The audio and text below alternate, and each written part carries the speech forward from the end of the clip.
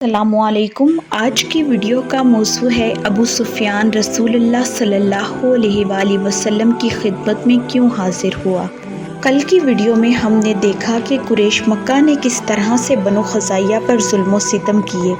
قریش مکہ نے بنو بکر کا ساتھ دے کر سنگین مجرمانہ کام کیا تھا اور یہ کھلی ہوئی بدعہدی تھی، اس لیے انہیں اپنے اس جرم کا جلد احساس بھی ہو گیا۔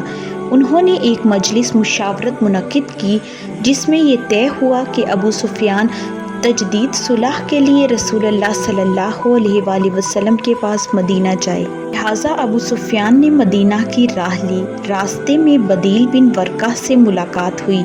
جب ابو سفیان نے بدیل سے پوچھا کہ تم مدینہ سے آ رہے ہو تو بدیل نے انکار کر دیا۔ بہرحال ابو سفیان مدینہ پہنچا اور اپنی بیٹی ام المومنین ام حبیبہ رضی اللہ تعالی عنہا کے گھر گیا، اور جب آپ صلی اللہ علیہ وآلہ وسلم کے بستر پر بیٹھنا چاہا تو ام حبیبہ رضی اللہ تعالی عنہا نے بستر کو لپیٹ دیا۔ اس پر ابو سفیان نے کہا، بیٹی کیا تم نے اس بستر کو میرے لائق نہیں سمجھا یا مجھے اس بستر کے لائق نہیں سمجھا؟ انہوں نے کہا، آپ ناپاک مشرک آدمی ہیں اور یہ رسول اللہ صلی اللہ علیہ وآلہ وسلم کا بستر ہے۔ ابو سفیان کہنے لگا، خدا کی قسم میرے بعد تمہیں شر پہنچ گیا ہے، اور اٹھ کر رسول اللہ صلی اللہ علیہ وآلہ وسلم کے پاس گیا اور آپ صلی اللہ علیہ وآلہ وسلم سے گفتگو کی، لیکن آپ صلی اللہ علیہ وآلہ وسلم نے کوئی جواب نہ دیا۔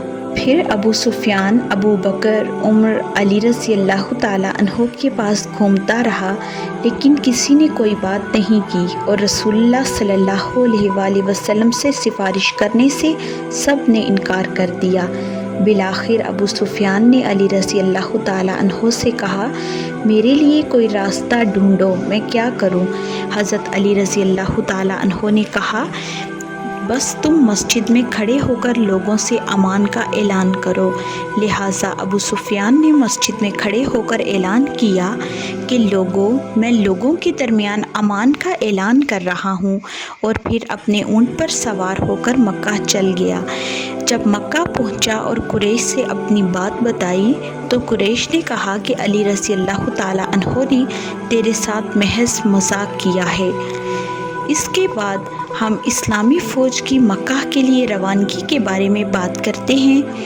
اس کے بعد رسول اللہ صلی اللہ علیہ وآلہ وسلم نے صحابہ کرام کو مکہ کی طرف روانگی کا حکم دیا، اور ساتھ ہی یہ دعا فرمائی کہ اے اللہ، جاسوسوں کو قریش تک پہنچنے سے پہلے روک لے تاکہ ہم اچانک ان کے سر پر جا پہنچیں۔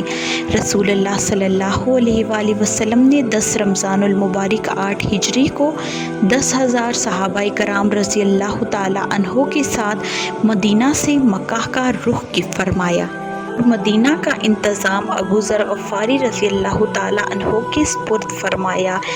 جب حجفہ پہنچے تو وہاں پر حضرت عباس بن عبد المطلب رضی اللہ تعالی عنہ مسلمان ہو کر اپنے بال بچوں سمیت آ ملے۔ وہ مکہ سے ہجرت کر کے مدینہ آ رہے تھے۔ آپ صلی اللہ علیہ وآلہ وسلم نے ان کے اہل و عیال کو مدینہ بھجوا دیا اور انہیں اپنے ساتھ لے لیا۔ اسلامی لشکر بڑھتا ہوا مکہ کے قریب وادی قرا الزہران میں مکہ سے جو کہ 4 کوس کے فاصلے پر ہے پہنچ گیا، اور ابھی تک مکہ والے بے خبر تھے۔ ادھر حاطب بن ابی بلتہ رضی اللہ تعالی عنہ نے ایک خط لکھ کر قریش کو یہ اطلاع بھیجی کہ رسول اللہ صلی اللہ علیہ وآلہ وسلم حملہ کرنے والے ہیں، اور انہوں نے معاوضہ طے کر کے یہ خط ایک عورت سے روانہ فرمایا۔ اس عورت نے اپنی چوٹی کے بال میں خط کو چھپا لیا، لیکن رسول اللہ صلی اللہ علیہ وآلہ وسلم کو وحی کے ذریعے اس کی خبر ہو گئی۔ آپ صلی اللہ علیہ وآلہ وسلم نے حضرت علی، مقداد، زبیر اور ابو مرشد غنوی رضی اللہ تعالی عنہ کو یہ کہہ کر روانہ فرمایا کہ روزتہ خارج پہنچو۔ وہاں پر ایک ہودج نشین عورت ملے گی جس کے پاس قریش کے نام ایک خط ہے۔ یہ حضرات گھوڑے پر سوار ہو کر تیزی سے وہاں پہنچے۔ وہاں پر وہ عورت ملی۔ اس عورت سے پوچھا گیا خط کے متعلق تو اس نے انکار کر دیا، اور جب تلاشی لی گئی تب بھی کچھ نہ ملا۔ اس پر حضرت علی رضی اللہ تعالیٰ عنہ نے کہا، نہ تو رسول اللہ صلی اللہ علیہ وآلہ وسلم نے جھوٹ کہا ہے اور نہ ہم ہی جھوٹ کہہ رہے ہیں، اس لیے تم خط نکال کر دے دو ورنہ ہم تمہیں ننگا کر دیں گے۔ اس پر اس عورت نے کہا کہ آپ اپنا رخ دوسری طرف پھیر لیں، اور اس نے اپنی چوٹی سے روکا نکال کر دے دیا۔ یہ لوگ رسول اللہ صلی اللہ علیہ وآلہ وسلم کے پاس خط لے کر پہنچے تو دیکھا کہ اس میں تحریر تھا، حاتم بن ابی بلتع کی طرف سے قریش کی جانب۔ آپ صلی اللہ علیہ وآلہ وسلم نے حضرت حاتم رضی اللہ تعالیٰ عنہ کو بلا کر پوچھا کہ یہ کیا ہے؟ انہوں نے کہا کہ آپ میرے معاملے میں جلدی نہ فرمائیں اور میرے ایمان میں کسی قسم کی کوئی کمی نہیں ہے، بس بات اتنی سی ہے کہ میرے اہل و عیال قریش کے پاس ہیں اور میں قریش کا آدمی نہیں ہوں، جبکہ دوسرے لوگ جو آپ صلی اللہ علیہ وآلہ وسلم کے ساتھ ہیں ان کے قرابت دار مکہ میں موجود ہیں، اس لیے میں نے سوچا کہ ایک احسان ان پر کر دوں تاکہ ان کے سبب وہ میرے اہل و عیال کی حفاظت کر سکیں۔ اس پر حضرت عمر رضی اللہ تعالیٰ عنہ نے اجازت مانگ لی کہ یا رسول اللہ صلی اللہ علیہ وآلہ وسلم مجھے اجازت دیجیے میں اس کی گردن اڑا دوں، کیونکہ اس نے اللہ اور اس کے رسول صلی اللہ علیہ وآلہ وسلم سے خیانت کی ہے اور یہ منافق ہو گیا ہے۔ رسول اللہ صلی اللہ علیہ وآلہ وسلم نے فرمایا، دیکھو یہ جنگ بدر میں حاضر ہو چکا ہے، اور اے عمر تمہیں کیا پتا، ہو سکتا ہے اللہ نے اہل بدر کو دیکھ کر کہا ہو کہ تم لوگ جو چاہو کرو، میں نے تمہیں بخش دیا ہے۔ یہ سن کر حضرت عمر رضی اللہ تعالیٰ عنہ کی آنکھوں میں آنسو بھر آئے اور فرمایا، اللہ اور اس کے رسول صلی اللہ علیہ وآلہ وسلم بہتر جانتے ہیں۔ ادھر اسلامی لشکر رات کے ابتدائی وقت میں مراء الزہران کی وادی فاطمہ میں خیمہ زن ہوا۔ ادھر قریش مکہ پوری طرح بے خبری کے عالم میں تھے کہ چرواہوں نے رات گئے مکہ میں خبر دی کہ مراء الزہران میں ایک عظیم الشان لشکر پڑاؤ ڈالے ہوا ہے۔ جب ابو سفیان نے یہ خبر سنی تو تفتیش کی غرض سے نکلا۔ بدیل بن ورقہ اور حکیم بن حزام بھی اس کے ساتھ تھے۔ اسلامی لشکر آپ صلی اللہ علیہ وآلہ وسلم کے حکم کے موافق ہزار ہزار کے دستوں نے الگ الگ پڑاؤ ڈالے ہوئے تھا اور سب نے آگ روشن کر رکھی تھی۔ آپ صلی اللہ علیہ وآلہ وسلم نے حضرت عمر فاروق رضی اللہ تعالیٰ عنہ کو ایک دستہ فوج دے کر پہرے پر لگا دیا تھا۔ حضرت عباس رضی اللہ تعالیٰ عنہ کا دل اپنی قوم کے لیے بے چین تھا۔ وہ جانتے تھے کہ صبح جب اسلامی لشکر مکہ پر حملہ آور ہوگا تو قریش اور مکہ کی نشانی باقی نہ رہے گی۔ وہ چاہتے تھے کہ اہل مکہ کسی طرح مسلمان ہو جائیں، لہٰذا حضرت عباس رضی اللہ تعالیٰ عنہ رسول اللہ صلی اللہ علیہ وآلہ وسلم کے سفید خچر پر سوار ہو کر نکلے۔ ان کا مقصد تھا کہ اہل قریش کے پاس خبر بھیج دیں کہ وہ مکہ میں رسول اللہ صلی اللہ علیہ وآلہ وسلم کے داخل ہونے سے پہلے صلی اللہ علیہ وآلہ وسلم کے پاس حاضر ہو کر امان طلب کریں۔ ادھر ابو سفیان نے جب دور سے آگ روشن دیکھی تو وہ حیران رہ گیا کہ اتنا بڑا لشکر آخر کہاں سے آ گیا۔ بدیل بن ورقہ خزائی نے کہا، یہ خزائی کا لشکر ہے۔ ابو سفیان نے سن کر حقارت امیز لہجے میں جواب دیا کہ خزائیہ کی کیا مجال ہے کہ اتنا بڑا لشکر لا سکیں، کیونکہ وہ ایک قلیل قوم ہے۔ ابو سفیان کی جو یہ باتیں بدیل بن ورقہ سے ہو رہی تھیں اور رات کی تاریکی میں حضرت عباس رضی اللہ تعالیٰ عنہ جس کی جانب رسول اللہ صلی اللہ علیہ وآلہ وسلم کے خچر پر نکلے تھے، تو انہوں نے ابو سفیان کو آواز دی اور ابو سفیان نے بھی حضرت عباس رضی اللہ تعالیٰ عنہ کی آواز پہچان کر آواز لگائی۔ پھر حضرت عباس رضی اللہ تعالیٰ عنہ نے ابو سفیان سے کہا کہ لشکر حضرت محمد صلی اللہ علیہ وآلہ وسلم کا ہے اور صبح مکہ پر حملہ آور ہوگا۔ یہ بات سن کر ابو سفیان کے ہوش اڑ گئے۔ عباس رضی اللہ تعالیٰ عنہ کے قریب آ کر کہا کہ اب کیا تدبیر کریں۔ حضرت عباس رضی اللہ تعالیٰ عنہ نے کہا تم میرے پیچھے خچر پر سوار ہو جاؤ، میں تمہیں لے کر رسول اللہ صلی اللہ علیہ وآلہ وسلم کے پاس چلتا ہوں، وہیں پر تمہیں امان مل سکے گی۔ لہٰذا بغیر جھجک ابو سفیان خچر پر سوار ہو گیا اور ابو سفیان کے ساتھ جو 2 آدمی تھے وہ مکہ کی جانب چلے گئے۔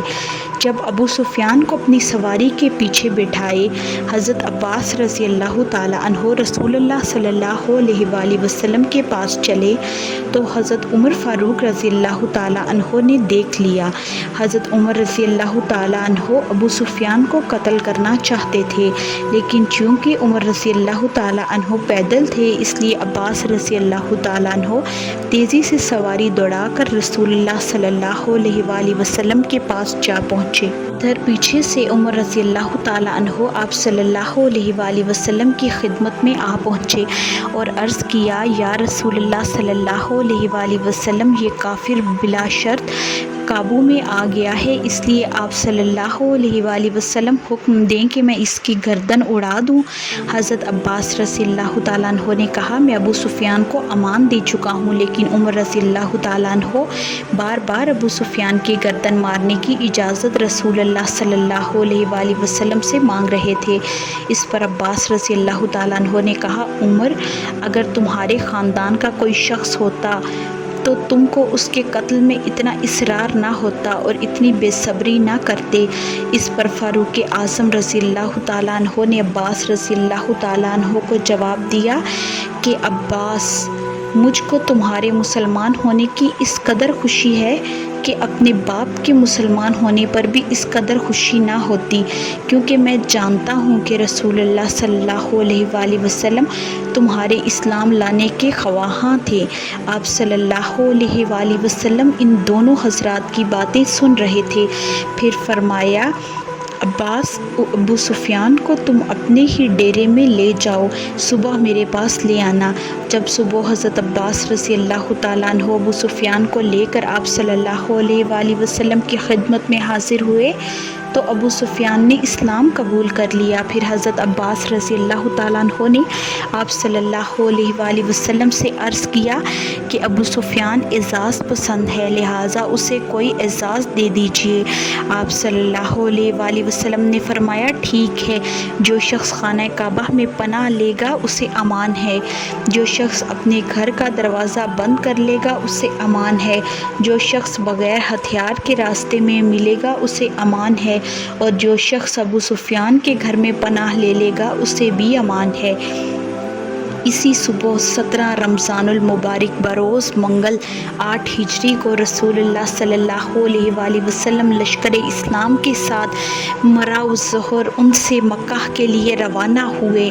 لشکر اسلام میں الگ الگ قبیلوں کے الگ الگ نشان تھے۔ ابو سفیان رضی اللہ تعالیٰ عنہ نے وادی کے سر پر ایک اونچے ٹیلے پر کھڑے ہو کر حضرت عباس رضی اللہ تعالیٰ عنہ کے ساتھ اسلامی لشکر کا نظارہ دیکھا۔ انصار کا پھریرا لیے جب سعد بن عبادہ رضی اللہ تعالیٰ عنہ ابو سفیان رضی اللہ تعالیٰ عنہ کے پاس سے گزرے تو فرمایا آج خون ریزی اور مار دھاڑ کا دن ہے، آج حرمت حلال کر لی جائے گی، آج اللہ نے قریش کی ذلت مقرر کر دی ہے۔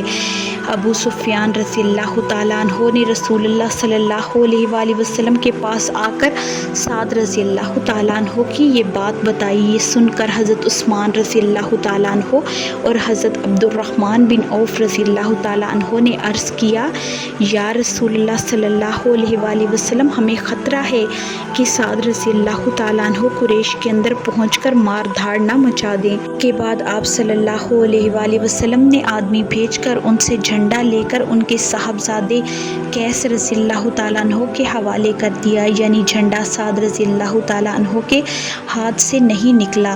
اس کے بعد آپ صلی اللہ علیہ وآلہ وسلم نے فرمایا آج کا دن وہ دن ہے جس میں کعبہ کی تعظیم کی جائے گی اور اللہ قریش کو عزت بخشے گا۔ اس کے بعد ابو سفیان رضی اللہ تعالیٰ عنہ تیزی سے مکہ پہنچے اور اپنی آواز کو بلند کرتے ہوئے پکارنا شروع کیا، قریش کے لوگوں، یہ محمد ہیں اور تمہارے پاس اتنی بڑی لشکر لے کر پہنچے ہیں کہ تمہیں مقابلے کی تاب نہیں، لہٰذا جو ابو سفیان کے گھر میں گھس جائے اسے پناہ ہے۔ اس پر ابو سفیان کی عورت ہندا اس کی مونچھیں پکڑ کر بولی، مار ڈالو اس بری خبر لانے والے کو۔ ابو سفیان نے کہا، تمہاری بربادی ہو، لوگوں دیکھو یہ عورت تمہیں کسی دھوکے میں نہ ڈال دے۔ لوگوں نے کہا کہ تمہارا گھر اتنا بڑا نہیں، اس کے اندر سب گھس جائیں۔ پھر ابو سفیان رضی اللہ تعالیٰ عنہ نے کہا، جو کعبہ میں چلا جائے اس کے لیے امان ہے، جو اپنا دروازہ اندر سے بند کر لے اس کے لیے بھی امان ہے۔ یہ سن کر لوگوں نے کعبہ کا رخ کیا اور اپنے اپنے دروازے بند کر لیے۔ رسول اللہ صلی اللہ علیہ وآلہ وسلم مراء الزہران سے چل کر ذی طویٰ پہنچے اور وہاں پر لشکر کی ترتیب فرمائی۔ خالد بن ولید رضی اللہ تعالیٰ عنہ کو داہنے پہلو پر رکھا اور زبیر بن عوام رضی اللہ تعالیٰ عنہ کو بائیں پہلو پر۔ حضرت خالد رضی اللہ تعالیٰ عنہ کو آپ صلی اللہ علیہ وآلہ وسلم نے حکم دیا کہ وہ مکہ کے زیریں حصے سے داخل ہوں اور قریش کا کوئی آڑے آئے تو اسے قتل کر دیں، اور زبیر رضی اللہ تعالیٰ عنہ کو حکم ملا کہ مکہ میں بالائی حصے سے داخل ہوں۔ حضرت ابو عبیدہ رضی اللہ تعالیٰ عنہ پیادے پر مقرر تھے، انہیں حکم ملا کہ وہ بطن وادی کا راستہ پکڑ کر مکہ میں داخل ہوں۔ ان ہدایات کے بعد تمام دستے اپنے اپنے مقررہ راستوں پر چل پڑے۔ خالد رضی اللہ تعالیٰ عنہ کا لشکر جب خندمہ پہنچا تو اکرمہ بن ابی جہل، صفوان بن امیہ اور سہیل بن عمرو کی کمان مشرکوں سے جھڑپ ہو گئی، جس میں 12 مشرک مارے گئے اور بقیہ بھاگ کھڑے ہوئے۔ زبن بن جابر فہری اور خنس بن خالد بن ربیعہ رضی اللہ تعالیٰ عنہ چونکہ دوسرے راستے پر چل پڑے اس لیے ان کو مشرکوں نے شہید کر دیا۔ زبیر رضی اللہ تعالیٰ عنہ نے حجون میں مسجد فتح کے پاس آپ صلی اللہ علیہ وآلہ وسلم کا جھنڈا گاڑا اور آپ صلی اللہ علیہ وآلہ وسلم کے لیے قبا نصب کیا اور وہیں کھڑے رہے یہاں تک کہ آپ تشریف لائے۔ اس کے بعد آپ صلی اللہ علیہ وآلہ وسلم آگے پیچھے دائیں بائیں مہاجرین اور انصار کے جلوں میں مسجد حرام میں داخل ہو گئے۔ آپ صلی اللہ علیہ وآلہ وسلم کو مکہ سے بے سر و سامانی کے عالم میں اپنا نکلنا یاد آیا تھا اور پھر شاہانہ عظمت اور لشکر عظیم کو مکہ میں داخل ہوتا دیکھتے تھے تو بار بار شکر باری تعالیٰ بجا لاتے تھے۔ آپ صلی اللہ علیہ وآلہ وسلم مکہ میں بلا مزاحمت شوق و عظمت کے ساتھ تشریف لے گئے اور مسجد حرام پہنچ کر بیت اللہ کے اس کونے پر پہنچے جہاں حجر اسود نصب ہے۔ آپ صلی اللہ علیہ وآلہ وسلم نے حجر اسود کو چوما اور سواری پر بیٹھے ہوئے کعبہ کا طواف کیا۔ آپ صلی اللہ علیہ وآلہ وسلم کے ہاتھ میں ایک چھڑی تھی اور بیت اللہ کے گرد اور اس کے راستے پر 360 بت تھے۔ آپ صلی اللہ علیہ وآلہ وسلم اپنی چھڑی سے بتوں پر ٹھوکر مارتے جاتے اور بت منہ کے بل گرتے جاتے تھے اور ساتھ ہی آپ صلی اللہ علیہ وآلہ وسلم کہتے جاتے تھے، حق آ گیا اور باطل مٹ گیا اور باطل مٹنے ہی والی چیز ہے۔ چونکہ آپ صلی اللہ علیہ وآلہ وسلم احرام نہیں پہنے ہوئے تھے اس لیے طواف پر ہی اکتفا کیا اور عثمان بن طلحہ رضی اللہ تعالیٰ عنہ کو بلا کر ان سے کعبے کی کنجی لی۔ پھر آپ صلی اللہ علیہ وآلہ وسلم کے حکم سے کعبے کا دروازہ کھولا گیا۔ آپ صلی اللہ علیہ وآلہ وسلم جب اندر داخل ہوئے تو اس میں حضرت ابراہیم اور اسماعیل علیہ السلام کی تصویریں نظر آئیں اور ان کے ہاتھ میں خالگیری کے تیر بھی تھے۔ آپ صلی اللہ علیہ وآلہ وسلم کے حکم سے تصویریں توڑ دی گئیں۔ آپ صلی اللہ علیہ وآلہ وسلم نے فرمایا، اللہ ان مشرکوں کو ہلاک کرے، خدا کی قسم ان دونوں پیغمبروں نے کبھی بھی خال کے تیر استعمال نہیں کیے۔ آپ صلی اللہ علیہ وآلہ وسلم کے حکم سے تمام تصویریں مٹائی گئیں۔ صلی اللہ علیہ وآلہ وسلم نے خانہ کعبہ میں لکڑی کی بنی ہوئی ایک کبوتر کو بھی دیکھا جسے آپ صلی اللہ علیہ وآلہ وسلم نے اپنے دستے مبارک سے توڑ دیا۔ اس کے بعد آپ صلی اللہ علیہ وآلہ وسلم نے اندر سے دروازہ بند کر لیا۔ آپ صلی اللہ علیہ وآلہ وسلم کے ساتھ اسامہ اور بلال رضی اللہ تعالیٰ عنہ بھی اندر تھے۔ اس وقت کعبہ میں 6 کھمبے تھے، ان 6 کھمبوں میں 2 آپ صلی اللہ علیہ وآلہ وسلم کی बाईं जानिब, एक दाईं जानिब और 3 पीछे थे। वहाँ पर आप सल्लल्लाहु अलैहि वसल्लम ने नमाज पढ़ी। इसके बाद बैतुल्लाह के अंदरूनी हिस्से के चारों तरफ चक्कर लगाए और तकबीर और तौहीद के कलमात कहे। फिर दरवाज़ा खोला और दरवाजे के दोनों बाजू पकड़ लिए। सामने नीचे कुरैश मुजरिमाना अंदाज में खड़े थे। आप सल्लल्लाहु अलैहि वसल्लम ने उन्हें मुखातिब करते हुए फरमाया, अल्लाह के सिवा कोई माबूद नहीं, वो तन्हा है, उसका कोई शरीक नहीं। उसने अपना वादा सच कर दिखाया, अपने बंदे की मदद की और तन्हा सारे ग्रोहों को शिकस्त दी। किसी शख्स के लिए जो खुदा और रसूल सल्लल्लाहु अलैहि वसल्लम पर ईमान लाया है, ये जायज़ नहीं कि मक्का में खून रेसी करे। किसी सरसब्ज दरख्त का काटना भी इसमें जायज़ नहीं। मैंने ज़माना जाहिलियत के तमाम रस्मों को पाँव से मसल दिया है, मगर मुजावरत काबा और हाजियों को आबे ज़मज़म पिलाने का इंतज़ाम बाकी रखा जाएगा। ए ग्रोह कुरैश, तुमको अल्लाह ने जाहिलियत के तकब्बुर और अबा पर फ़ख्र करने से मना कर दिया। सारे लोग आदम अलैहिस्सलाम से हैं और आदम अलैहिस्सलाम मट्टी से।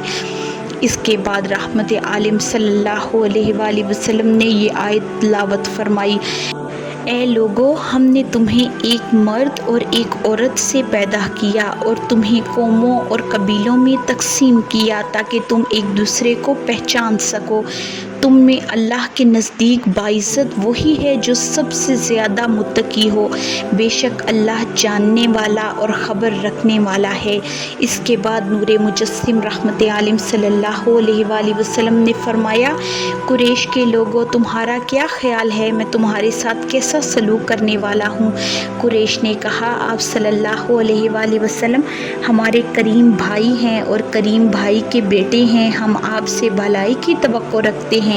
आप सल्लल्लाहु अलैहि वसल्लम ने फरमाया, तो मैं तुमसे वही बात कह रहा हूँ जो हज़रत यूसुफ़ अलैहिस्सलाम ने अपने भाइयों से कहा था, आज तुम पर कोई मलामत नहीं, जाओ तुम सब लोग आज़ाद हो। इसके बाद रसूलुल्लाह सल्लल्लाहु अलैहि वसल्लम मस्जिद हराम में बैठ गए और हज़रत अली रज़ियल्लाहु ताला अन्हु ने काबे की कुंजी अपने पास रखने के लिए मांगी, लेकिन आप सल्लल्लाहु अलैहि वसल्लम ने उस्मान बिन तलहा रज़ियल्लाहु ताला अन्हु को बुलाकर हमेशा हमेशा के लिए कुंजी दे दिया और फरमाया, आज का दिन नेकी और वफ़ादारी का दिन है। फिर जब नमाज का वक्त हुआ तो हज़रत बिलाल रज़ियल्लाहु ताला अन्हु को हुक्म दिया कि काबे की छत पर चढ़कर अज़ान दें। लिहाजा आप सल्लल्लाहु अलैहि वसल्लम के हुक्म से बिलाल हबशी रज़ियल्लाहु ताला अन्हु ने काबे की छत पर चढ़कर अज़ान दिया।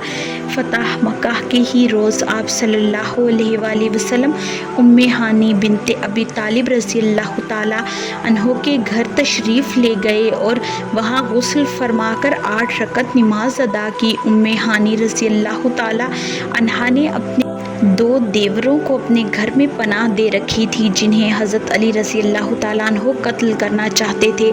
जब आप सल्लल्लाहु अलैहि वसल्लम को मालूम हुआ तो फरमाया, जिसे उम्मे हानी ने पनाह दिया उसे हमने भी पनाह दिया। आप सल्लल्लाहु अलैहि वसल्लम ने फ़तह मक्का के रोज़ ये हुक्म सादिर फरमाया कि ये 9 शख्स अगर वो काबे के पर्दे के नीचे भी मिल जाएं तो उन्हें कत्ल कर दिया जाए। उनके नाम ये हैं, अब्दुल गुर्रा बिन हतल, अब्दुल्लाह बिन साद बिन अबी सरा, अकरमा बिन अबी जहल, हारिस बिन नफ़ील बिन वहब, मुकेस बिन सबाबा, हब्बार बिन असूद। इब्ने खतल की 2 लोंडियाँ जो नबी सल्लल्लाहु अलैहि वसल्लम की हजूगाया करती थीं, और सारा जो अब्दुल मुत्तलिब की औलाद में से किसी की लोंडी थी और उसके पास हज़रत हातिब रज़ियल्लाहु ताला अन्हु का ख़त पाया गया था। इन हज़रात में अब्दुल्लाह बिन साद बिन अबी सराह के लिए हज़रत उस्मान बिन अफ़्फ़ान रज़ियल्लाहु ताला अन्हु और अकरमा बिन अबी जहल के लिए उसकी बीवी ने हज़ूर सल्लल्लाहु अलैहि वसल्लम से अमान तलब की। आप सल्लल्लाहु अलैहि वसल्लम ने अमान दे दी और ये लोग मुसलमान हो गए। सारा की भी अमान तलब की गई और वो मुसलमान हो गई। इब्ने हतल की एक लोंडी کو قتل کیا گیا اور دوسری کو امان ملی اور وہ مسلمان ہو گئی۔ حبار بن اسود جو فتح مکہ کے روز بھاگ گیا تھا اور بعد میں مسلمان ہو گیا، یہ وہ شخص تھا جس نے آپ صلی اللہ علیہ وآلہ وسلم کی لخت جگر حضرت زینب رضی اللہ تعالیٰ عنہ کو ان کی ہجرت کے موقع پر ایسا کچھوکا مارا تھا کہ ہودج سے ایک چٹان پر جا گری تھیں اور ان کی وجہ سے ان کا حمل ساقط ہو گیا تھا۔ ایک صحابی نے رسول اللہ صلی اللہ علیہ وآلہ وسلم سے عرض کیا کہ ابن حطل خانہ کعبہ کا پردہ پکڑ کر لٹکا ہوا ہے، آپ صلی اللہ علیہ وآلہ وسلم کے حکم سے اسے قتل کر دیا گیا۔ اور مقیس بن سبابہ کو حضرت انیلہ بن عبداللہ رضی اللہ تعالیٰ عنہ نے قتل کیا، حارث کو حضرت علی رضی اللہ تعالیٰ عنہ نے قتل کیا۔ یہ شخص رسول اللہ صلی اللہ علیہ وآلہ وسلم کو بہت اذیت پہنچایا کرتا تھا۔ کل کی ویڈیو میں ہم فتح مکہ کے دوسرے دن کے بارے میں بات کریں گے۔ اگر آپ کو آج کی ویڈیو پسند آئی ہو تو لائک، شیئر، کمنٹ اور سبسکرائب ضرور کریں اور گھنٹی کے نشان کو دبائیں تاکہ آپ کو آنے والی ویڈیوز کی نوٹیفیکیشن بر وقت ملیں۔